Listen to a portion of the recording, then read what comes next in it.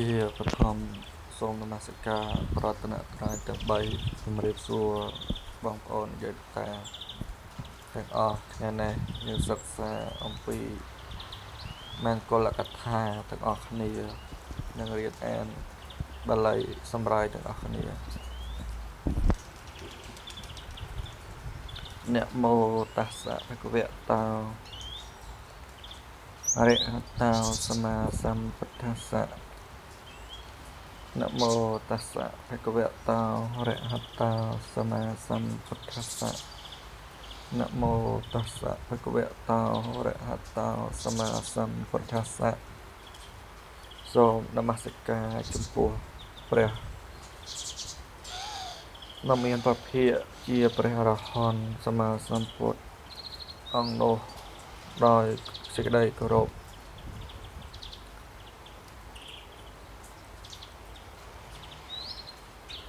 បឋមនិទេស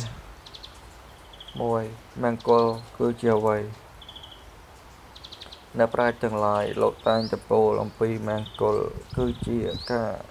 ឈានទៅមុខសេចក្តីសុខសេចក្តីចម្រើននៅក្នុងវចនានុក្រមរបស់សម្ដេចព្រះសង្ឃរាជជួនណាតភាគទី1ទំព័រ625បញ្យល់ថាមង្គលប្រែថាសេចក្តីចម្រើនសេចក្តីសុខហេតុដែលនាំឲ្យកើតសេចក្តីសុខសេចក្តីចម្រើនសិរីសួស្តីដូច្នេះពាក្យថាមង្គលទៅរួមសេចក្តីថាគឺជាហេតុនៃសេចក្តីសុខនិងសេចក្តីចម្រើនឈានទៅនៃជីវិតជាប្រសូតមួយដែលព្រះសម្មាសម្ពុទ្ធទ្រង់ត្រាស់សម្ដែងទុកក្នុងគោលការណ៍ប្រព្រឹត្តបដិបត្តិដែលមានទាំងអស់ចំនួន38ប្រការហេតុដែលការរីកចម្រើនទៅមុខសេចក្តីចម្រើននៅមុខមាន4ប្រការសេចក្តីចម្រើននៅខាងមុខទ្រព្យសម្បត្តិទាំងឡាយមនុស្សសម្បត្តិ1តបសម្បត្តិ1និងនិព្វានសម្បត្តិ1ពេលធំសេចក្តីចម្រើននៅមុខបញ្ញាដែលជាគ្រឿងទម្លាក់នៅឧបសគ្គនៃជីវិតគឺសេចក្តីអាក្រក់ផ្សេង3ធំសេចក្តីចម្រើននៅមុខដោយសេចក្តីល្អិតល្អន់ល្អស្អាងស្អាតទាំងផ្លូវកាយផ្លូវវាចាចិត្តទាំងឡាយជាដើមកណ្ដាលនិងខាងចុង4ធំសេចក្តីសុខចម្រើននៅមុខមានប្រយោជន៍ទាំង3គឺប្រយោជន៍ក្នុងโลกនេះ1គឺមនុស្សលោកប្រយោជន៍ក្នុងโลกខាងមុខគឺស្ថានសួគ៌ប្រយោជន៍ដ៏ក្រៃលែងគឺព្រះមហាបរិនិព្វានកាលបើយើងប្រព្រឹត្តបដិបត្តិទៅតាមមង្គលសូត្រទាំង38ប្រការនេះហើយសូមត្រឹមតែមង្គលណាមួយក៏ដោយក៏ឈ្មោះបានថាប្រកបទៅដោយហេតុដែលនាំមកដល់សេចក្តីចម្រើនទៅមុខ4យ៉ាងនេះនឹងធ្វើឲ្យយើងអាចបំពេញប្រយោជន៍ចំពោះខ្លួនឯងនិងចំពោះគ្រួសារដល់សង្គមជាតិមនុស្សឯទៀតហេតុដែលនាំឲ្យសិក្សានៅមង្គលសូត្រមានវត្ថុជាគួរឲ្យស្រឡាញ់គួរឲ្យគិតគឺការកើតមកជាមនុស្សត្រឹមតែការសិក្សាស្វែងរកចំណេះដឹងដើម្បីឲ្យមានសតិបញ្ញាក្នុងការរកចិញ្ចឹមជីវិតបានដោយងាយស្រួលមិនខ្វះខាតអាចស្វែងរកបានសេចក្តីសុខបានព្រោះការចេះដឹងនៅក្នុងโลกជាទូទៅគ្រាន់តែចិញ្ចឹមមាត់ចិញ្ចឹមផ្ទៃគឺចិញ្ចឹមតែកាយប៉ុណ្ណោះតែចំណែកជីវិតគ្មានអ្វីចិញ្ចឹមសោះមនុស្សយើងមានចំណែកសំខាន់ពីរគឺយ៉ាងគឺកាយនិងចិត្ត រូបកាយត្រូវការអាហារចិញ្ចឹមដើម្បីឲ្យផុតរោគគាសេចក្តីស្រេកឃ្លាននឹងរាងកាយបានសេចក្តីចម្រើនធំធាត់ឡើងចំណែកឯចិត្តក៏ដូចគ្នាត្រូវការអាហារគឺព្រះធម៌ចិញ្ចឹមដើម្បីជាគ្រឿងរំដោះឲ្យផុតសេចក្តីលោភសេចក្តីខឹងក្រោធសេចក្តីវង្វេងលើកដំកើងចិត្តឲ្យបានខ្ពង់ខ្ពស់ឡើងនិងជួយប្រទះតែសេចក្តីសុខព្រមទាំងប្រកាន់ចិញ្ចឹមជីវិតបានទៅដោយងាយស្រួលព្រោះហេតុនោះទើបត្រូវតែសិក្សា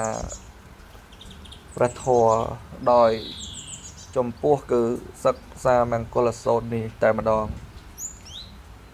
ព្រោះមង្គលសូត្រនេះមិនត្រឹមតែមានសេចក្តីសំខាន់ដោយពោលមកនេះទេថែមទាំងងាយស្រួលនៅក្នុងការប្រព្រឹត្តទៀតផងការកើតឡើងនៃមង្គលមូលហេតុដែលកើតឡើងនៃមង្គល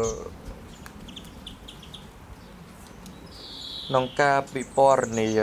មង្គលសូត្រនេះព្រោះហេតុដែលខ្ញុំតាំងមេត្តាទុកតាមនឹងពណ៌នាសេចក្តីនៃបឋមមានអតិភិថាអេវ៉ាំងរដោយប្រការផ្សេងនិងពោលដោយសមុដ្ឋានមូលដ្ឋានមូលហេតុដូច្នេះនេះជាឱកាសដែលខ្ញុំនឹងលើកនឹងពោលដល់សមុដ្ឋានមូលហេតុនេះមូលហេតុដូច្នោះនឹងពោលដោយសមុដ្ឋានមូលហេតុមង្គលកើតបញ្ហាមុនសិនខាងក្រោមទើបនឹងពោលសេចក្តីនៃមង្គលទាំងឡាយនោះតែសមុដ្ឋានមូលហើយឲ្យកើតមង្គលលបបញ្ហាយ៉ាងដូចម្ដេចបានលើមកថានៅក្នុងចម្ពូនៃទ្វីបមហាជនជំនុំក្នុងទីនោះដូចជា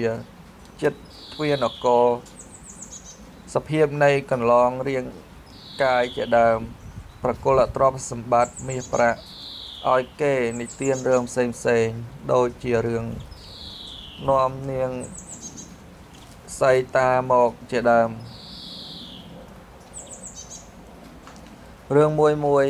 និទានដល់ទៅ4-5ចប់ទើបចប់ក្នុងនោះថ្ងៃមួយរឿងមង្គលបញ្ហាក៏កើតឡើងថាអ្វីនឹងជាមង្គលវត្ថុដែលកើតឃើញឮជាមង្គលរឿងដែលបានឮឬជាមង្គលឬជារឿងដែលដឹងជាមង្គលអ្នកណានឹងដឹងនៅមង្គលដូច្នោះយើងសាក់លបងក៏លេចមើលទៅក្រោយប្រជាជនចម្ពូទ្វីបមាននៅរោគមួយយ៉ាងគឺរោគរាលដាលយ៉ាងរហ័សមនុស្សសម័យនោះកំពុងតែភ្ញាក់ខ្លួនក្នុងការស្វែងរកបញ្ហាដែលជាប់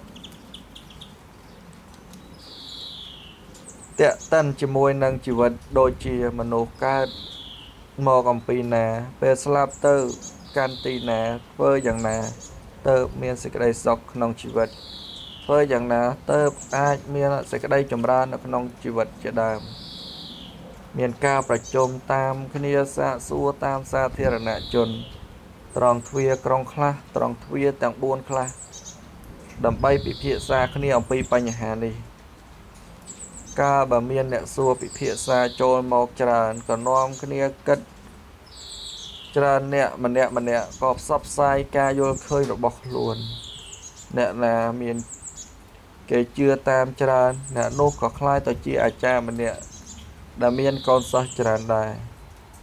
ខណៈដែលការប្រជុំកំពុងប្រព្រឹត្តឡើងការពិភាក្សាកំពុងប្រព្រឹត្តទៅយ៉ាងស្រួលបញ្ហាផ្សេងបានជំទាស់គ្នាដោយវេទៈផ្សេងដោយមិនមានអ្នកណាអាចដោះស្រាយបានពេលនោះ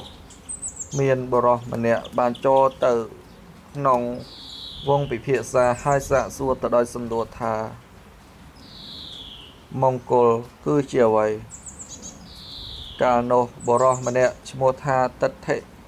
មង្គលិកៈទិដ្ឋមង្គលិកៈកាន់យកវត្ថុដែលឃើញជាមង្គលពោលទៅដោយខ្ញុំស្គាល់ច្បាស់នៅមង្គលវត្ថុដែលឃើញជាមង្គលក្នុងលោករូបដែលសន្មតគិតថាជាមង្គលដ៏ក្រៃលែងឈ្មោះថាទិដ្ឋៈរូបម្ដេចទៅមនុស្សពួកខ្លះក្នុងលោកនេះក៏ភ្ញាក់ពីព្រឹកឃើញសត្វកង្ហែនខ្លះឃើញដើមភ្នៅខ្ចីខ្លះឃើញស្ត្រីមានគភ៌ខ្លះឃើញកូនក្មេងតាមតែប្រដាប់កាន់កាយទូលក្អមពាពេញទៅដោយទឹកខ្លះត្រីឆ្អើរក្រហមសុទ្ធខ្លះសេះអាចជាណៃខ្លះរទេះទឹមទៅដោយសេះខ្លះគោឈ្មោលខ្លះគោញីខ្លះក្របីខ្លះគោក្រហមឬក៏ឃើញសូម្បីតែជនដតីឯណាដូចនេះដែលសន្មតថាជាមង្គលដ៏ក្រៃលែងរូបសូម្បីតែឃើញនេះហៅថាទិដ្ឋមង្គលិកៈមនុស្សពួកខ្លះរមែងទទួលពាក្យរបស់គេពួកខ្លះក៏មិនព្រមទទួលបដិសេធនឹងគេពេលនោះទិដ្ឋមង្គលិកៈនិយាយចប់មានបុរសម្នាក់ទៀតឈ្មោះថាសត្តមង្គលិកៈក៏និយាយឡើងថាអ្នកអើយឈ្មោះថាភ្នែករមែងឃើញរបស់ស្អាតខ្លះមិនស្អាតខ្លះរបស់ល្អខ្លះមិនល្អរបស់ខ្លះពេញចិត្តរបស់ខ្លះមិនពេញចិត្តខ្លះប្រសិនបើរូបដែលអ្នកនោះឃើញគប្បីជាមង្គលពិតក៏នឹងគប្បីជាមង្គលទាំងអស់ដែរព្រោះហេតុនោះរូបដែលឃើញពិតជាមង្គលក៏ប៉ុន្តែសំឡេងដែលបានឮឯងនេះជាមង្គលសំឡេងដែលគេសន្មតជាមង្គលក្រៃលែងឈ្មោះថាសុត្តន្តៈដូច្នេះដូចម្ដេចទៅពួកមនុស្សខ្លះក្នុងលោកនេះក្រោកឡើងពីព្រឹកបានឮសំឡេងដូច្នេះថាចម្រើនហើយកំពុងចម្រើនពេញសត្រេកអរសេរីចម្រើនដោយសេរីថ្ងៃនេះរឹកល្អមាយាទល្អថ្ងៃល្អមង្គលល្អឬក៏សំឡេងសន្មតថាមង្គលដ៏ក្រៃលែងសំឡេងដែលបានលឺនេះហៅថាមង្គល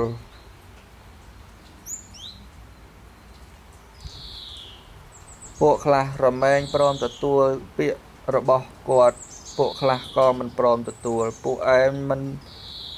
នព្រមទទួលក៏ជំទាស់ជាមួយគាត់សុត្ត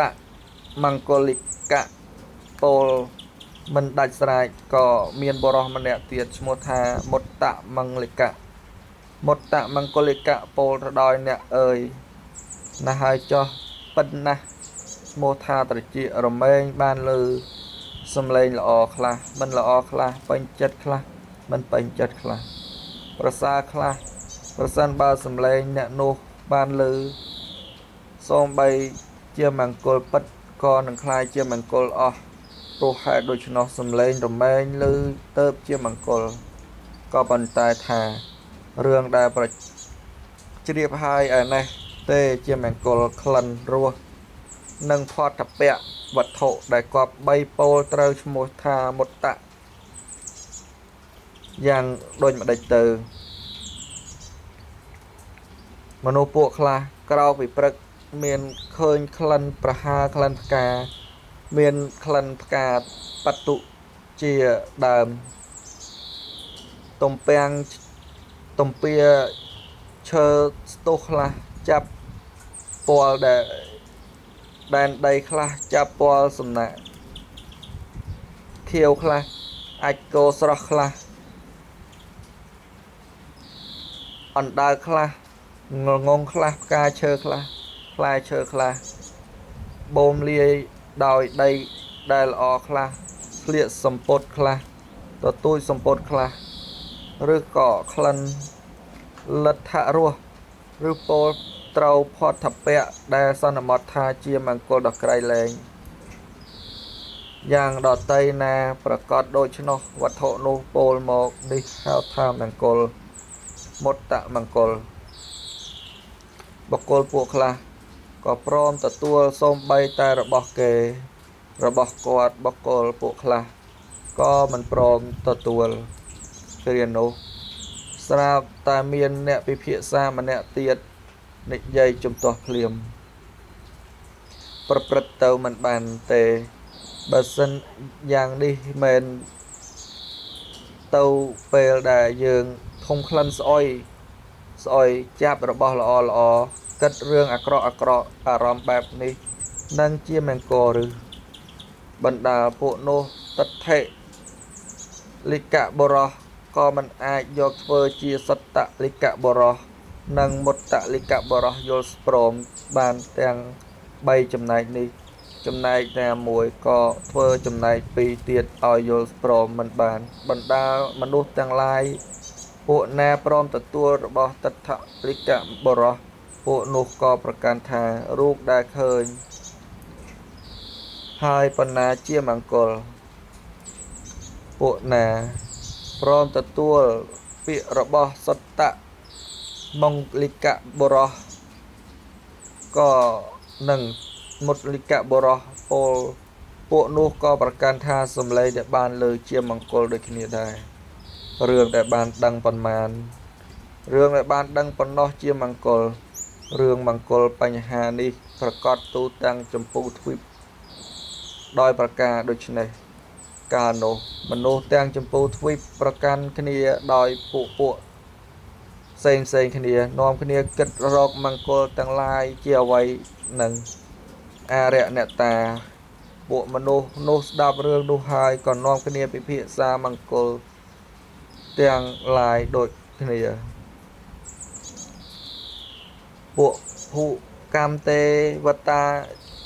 ជាមិត្តរបស់ទេវតាទាំងនោះស្ដាប់រឿងអំពីអរិយទេវតានេះហើយក៏នាំគ្នាគិតរកមង្គលយ៉ាងនោះដូចគ្នាអាកាសទេវតាជាមិត្តរបស់ទេវតានោះចតុមហារាជទេវតាជាមិត្តរបស់អាកាសទេវតាក៏ទាំងនោះជាដោយឧបាយនោះដរាបដល់អនន្តទេវតាជាមិត្តរបស់សុទ្ធិស័យទេវតាស្ដាប់អំពីរឿងសុទ្ធិស័យទេវតានោះហើយក៏ប្រកាន់គ្នាជាពួកនាំគ្នាគិតរកមង្គលទាំងឡាយដោយឧបាយយ៉ាងនេះគាត់គិតរកមង្គលក៏កើតឡើងក្នុងទីគ្រប់កន្លែងរហូតដល់ម៉ឺនចក្រវាលទៀតផងក៏ការគិតរបស់មង្គលកើតឡើងហើយសូម្បីវិនិច្ឆ័យថានេះជាមង្គលនេះជាមង្គលនោះជាមង្គលក៏មិនទាន់ដាច់ស្រេចទើបតាំងនៅអស់12ឆ្នាំទាំងមនុស្សទាំងទេវតាទាំងព្រហ្មទាំងអស់វាតែព្រះអរិយសាវកចេញបែងគ្នាជា3ពួកគឺទិដ្ឋិមង្គលិកៈសុតន្តលិកៈនិងមុត្តលិកៈមង្គលសូម្បីតែមួយពួកក៏មិនបានយល់តាមការពិតនេះបណ្ណាជាមង្គលកោឡាហលការបែករឿងមង្គលកើតឡើងហើយក្នុងលោកឈ្មោះថាកោឡាហលមាន5គឺ1កបៈកោឡាហល2ចកវតិកោឡាហល3ពុទ្ធកោឡាហល4មង្គលកោឡាហលមោនេយកោឡាហលបណ្ដាកោឡាហលទាំង5នោះពពួកទេវតាជាន់កម្មាវចរៈបណ្ដាសេរសារំសាយសក់ យំសោកយកដៃទូជូតទឹកភ្នែកស្លៀកសម្លៀកបំពាក់ក្រហមត្រត្រង់ភេទផ្លែកយ៉ាងក្រៃលែងត្រាច់ទៅតំបន់មនុស្សស្រែកប្រាប់ថាកន្លែងទៅសានឆ្នាំកັບនឹងប្រកាសលោកនេះនឹងវិនិច្ឆ័យមហាសមុទ្រនឹងរីងស្ងួតប្រតពីនេះនឹងស្ដេចភ្នំឈ្មោះសេនេរុនឹងត្រូវភ្លើងឆេះនឹងត្រូវវិនិច្ឆ័យលោកនឹងវិនិច្ឆ័យនឹងដល់នៅព្រហ្មលោកមនីយអ្នកនិរត់តុកសូមអ្នកទាំងឡាយនាំគ្នាចម្រើនមេត្តាចូលនាំគ្នាចម្រើនករុណាមុទិតាឧបេក្ខាមនាលអ្នកនិរៈតុកចូលបម្រើមេត្តាបិតាចូលធ្វើការកោតក្រែងអ្នករៀមច្បងក្នុងត្រកូលដាស់តឿនគ្នាកុំប្រមាថឡើយនេះឈ្មោះថាកបកោឡាហលទេវតាជួនកម្មាវចរៈនោះឯងត្រាច់ទៅតំបន់មនុស្សប្រកាន់ថាកន្លែងនៅ100ឆ្នាំស្ដេចចក្រពត្តិនឹងកើតឡើងក្នុងលោកឈ្មោះថាចកតៈចតិកវត្តកោឡាហលចំណែកឯទេវតាជួនសតវាប្រកបដោយដង្ខៅដោយអញផាត់ព្រាមជួយសម្ពត់ទៅដល់ព្រំទៅលើក្បាលកើតបីតិបាមកជាពលព្រះពុទ្ធតគុណត្រាច់ទៅក្នុងតំបន់មនុស្សពលថាកន្លែងទៅ1000ឆ្នាំព្រះពុទ្ធនឹងកើតឡើងក្នុងលោកនេះឈ្មោះថាពុទ្ធកោឡាហលទេវតាជួនសតធាវេទនោះឯងស្គាល់ចិត្តរបស់ពពួកមនុស្សនិងទេវតាទាំងឡាយត្រាច់ទៅក្នុងតំបន់ពួកមនុស្សប្រកាន់ថាកន្លងទៅ12ឆ្នាំព្រះសម្មាសម្ពុទ្ធជាម្ចាស់នឹងត្រាស់សម្ដែងមង្គលនេះឈ្មោះថាមង្គលកោឡាហលទេវតាជួនសតវាទនោះឯងត្រាច់ទៅក្នុងតំបន់ពួកមនុស្សប្រកាន់ថាកន្លះទៅ7ឆ្នាំភិក្ខុមួយអង្គសហគមន៍ជាមួយនឹងព្រះដ៏មានព្រះភិក្ខនិងទូសួនមោនេយបដិបទាឈ្មោះថាមោនេយកោឡាហលក្នុងអដ្ឋកថាសត្តនិបាតឈ្មោះបរមត្ថចោតិកាត្រង់និលកសត្តវណ្ណា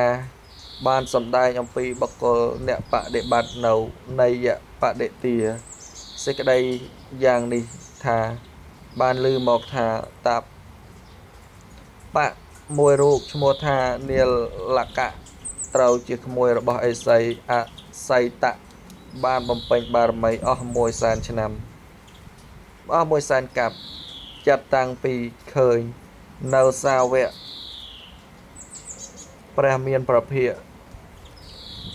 បតុមុត្តរៈបដិបត្តិនៅមោនេយបដិបទាហើយក៏ប្រាថ្នានៅភាពយ៉ាងនេះចូលទៅសាកសួរព្រះដ៏មានប្រភិក្ខនៅមោនេយបដិទាក្នុងថ្ងៃទី7អំពីថ្ងៃរមែងមង្គលចក្រវត្តតនសោតដោយគាថាទាំងឡាយយ៉ាងនេះមកថាអញ្ញតមេតាំងដូច្នេះជាដើមនេះជាសេចក្តីផ្ដើមនៃនីលសោតដែលមាននៅក្នុងអដ្ឋកថាហើយខាងចុងលោកបានសម្ដែងបន្ត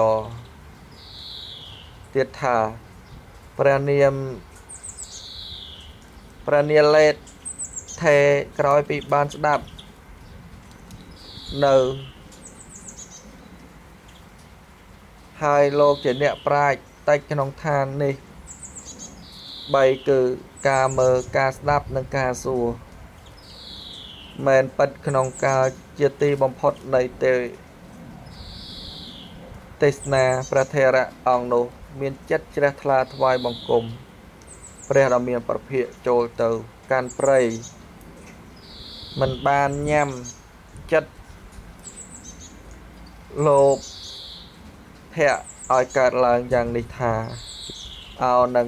អាត្មាអញនឹងមកគួរព្រះដ៏មានព្រះភិក្ខម្ដងទៀតនេះជាការប្រាថ្នាតិចតួចក្នុងការឃើញរបស់ព្រះថេរៈអង្គនោះលោកមិនបានញ៉ាំងចិត្តរបស់លោក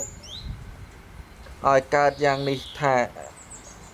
នឹងមកស្ដាប់ព្រះធម៌ទេសនារបស់ព្រះដ៏មានព្រះភិក្ខម្ដងទៀតទេតទៅទំព័រមុខ